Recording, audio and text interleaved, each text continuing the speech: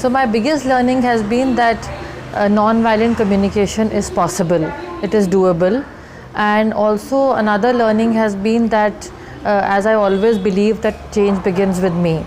And this workshop, this interaction of 2 days has actually equipped me with ways that how do I actually translate this whole concept of non-violent communication into practice. So that's another learning. The self-discovery of my needs. I've never